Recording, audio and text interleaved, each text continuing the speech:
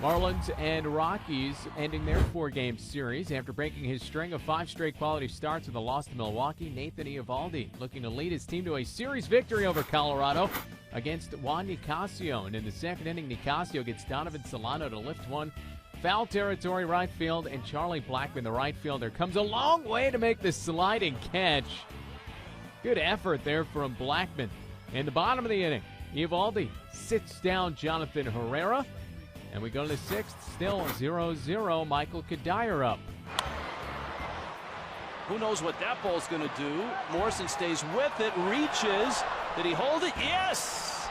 Logan Morrison, a terrific catch. So Lobo with the big play. Eovaldi goes 6 scoreless, allows only 3 hits. In the 7th inning, between the raindrops, Giancarlo Stanton robbed by Nolan Arenado. Moving a few steps over to his left. Then makes the strong throw. Nicasio goes 7 scoreless, allows only 2 hits, and strikes out 9. But the rains come and knock out both starting pitchers. A 1 hour, 33-minute delay.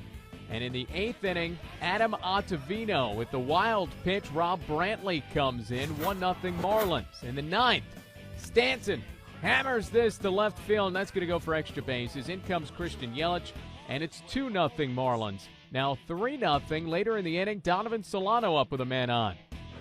And Solano hits one to left field, hits it pretty well. Back goes Blackmon, and it's gone! Donovan Solano muscles up, and a 2-run shot, and the gates are wide open all of a sudden. Second of the season for Solano, 5-0 Marlins. But the Rockies make it interesting in the 9th. 5-2 now, bottom 9. Arenado with the single. Willeen Rosario will score as Stanton bobbles it in right field. So the Rockies within 2 at 5-3. Potential tying run at the plate for the next batter, Herrera. And Steve Cishek gets him to hit into the 5-4-3 double play. Cishek earns his 20th save, and the Marlins win 3 of 4 in Colorado. The Rockies' Carlos Gonzalez was taken out of the game in the bottom of the 4th and pinch hit for with Jordan Pacheco. The team says he aggravated the sprain in his right middle finger and is listed as day-to-day. As for the Marlins, they placed outfielder Marcell Ozuna on the 15-day DL due to a thumb injury that will require surgery.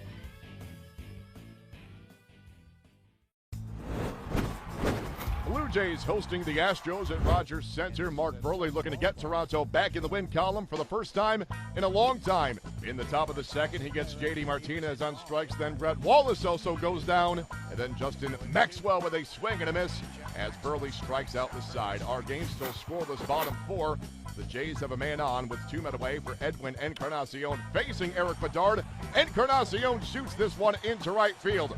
Jose Bautista with a head of steam. He gets the green light around third. The relay comes into Jose Altuve, who fires to third to cut down Encarnacion, but not until after the run scores. So it's a ribby double, and the Jays up 1-0. Let's go top 5 back to Burley as he continues to cruise along, getting J.D. Martinez once again. Then it's Brett Wallace who looks at a called third strike. Burley a no-hitter through 4 2/3, but it's broken up here. Justin Maxwell, the clean single into center field, but Burley comes right back to get Matt Dominguez on the can of corn. It is still a 1-0 game. Burley a one-hitter through 5. Let's go to the bottom of the 7th. The Jays have a threat. 2 on and nobody down for Adam Lind as he faces Lucas Harrell, and Lind sends it high and deep into left field. He barely misses a 3-run homer, settling for the ribby double. 2-0 Jays. Next batter, Meiser Isturis. Base hit. Encarnacion is in to score. Here comes Lind, the round throw. The throw is cut off. Isturis drives in 2. That makes it a 4-0 game. Back to Burley as he looks to go the distance. Beginning the 9th inning by getting Jose Altuve to ground to short. That is out number 1. Now facing Jason Castro, and Castro looks at strike 3. There's out number 2. Burley 1 out away from finishing what he started as he faces Chris Carter. This ball is hit high in the air, and this should do it. Bautista on the warning track. Mark Burley has his 9th career shutout. And 29th career complete game, a 2-hit gem as the Jays win at 4-0, snapping their 7-game skid. Meantime, the Astros have now lost 8 of 9. However, some bad news for Toronto as Brandon Morrow has been ruled out for the rest of the season with an entrapped radial nerve in his right forearm.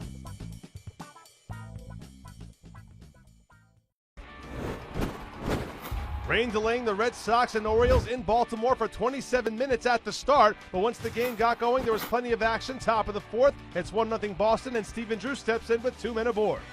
And Drew hits one high and deep to right. Markakis turns around. It is gone. 3-run home run for Stephen Drew, just what the Red Sox needed. They take a 4-0 lead. That home run comes against Scott Feldman. Ryan Dempster making the start for Boston. He has a 4-1 lead here in the fifth. Men at the corners for Baltimore with nobody out. Nate McLeod strikes out for the first out of the frame. Then Manny Machado will bounce with the shortstop for the inning-ending 6-4-3 double play. Dempster wiggles out of further damage. Top six now. Drew goes back to work against Troy Patton. He'll send one deep to right with a man aboard, and that ball will ricochet off something and back into the field of play. Is it gone or is it not? Well, Jared Saltalamacchia is not taking anything for granted. He'll hustle home to score. Then Drew gets caught in a rundown in between third and home, but he ends up coming in to score anyway as the O's can't apply the tag. It ends up that this rundown was not necessary. Upon review, it's called a home run as the ball hits just below a railing beyond the right center field wall. Drew picks up his second homer of the game, his second career multi-home run outing, and it's 6-1 Boston. Top seven now, it's 6-2 Boston, and Shane Victorino looks to extend that lead against Jairo Asensio. There's a drive to deep right field for Victorino, down the line and gone. Last to right field for Shane Victorino, his 5th home run of the year, and the Red Sox take a 7-2 lead.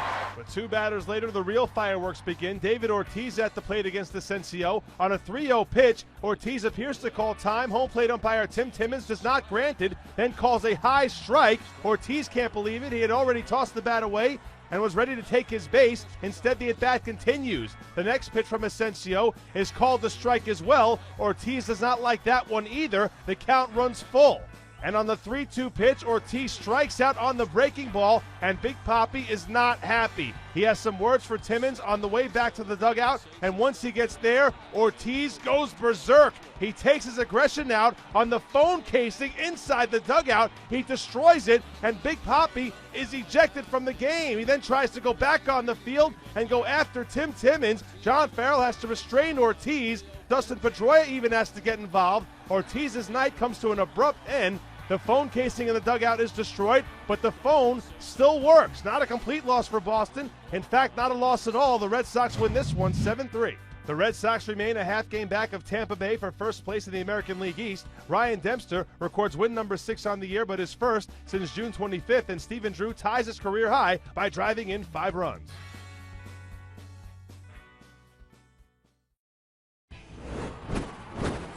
Big-time pitching matchup at Chavez Ravine between Hyunjin Ryu and Matt Harvey.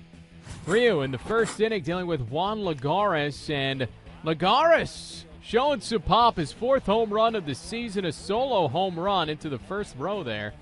And the Mets take a 1-0 lead. But Ryu, more good than bad as per usual. In the second, he strikes on Omar Quintanilla. And then in the third, Eric Young, frozen. Ryu moving along nicely. In the bottom of the 5th inning, we get our first look at Matt Harvey. Runners on the corners for Nick Punto. Slap down the line, fair ball in the corner. AJ scores to tie it up. Uribe is going to be sent in. It is a bad throw from Eric Young. Uribe will score.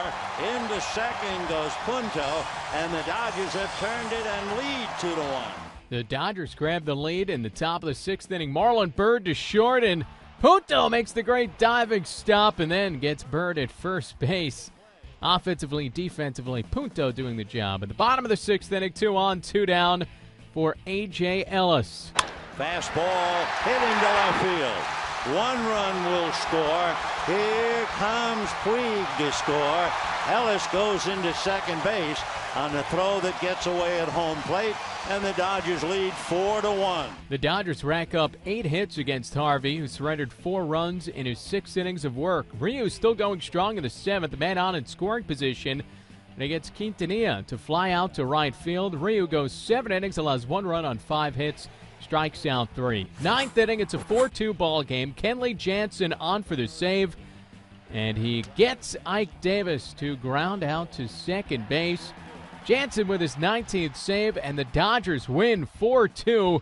Ryu with his 12th W. He's unbeaten in his last 9 starts and is 6-1 with a 1.78 ERA at Dodger Stadium.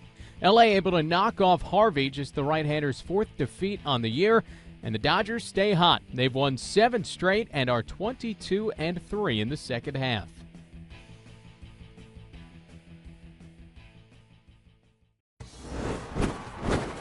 Giants looking to take 2 of 3 from the Mets at Citi Field. Madison Bumgarner trying to get it done on the hill. He was great early on. Bottom of the first, he strikes out Wednesday night's hero for the Mets, Josh Satin, for out number 2.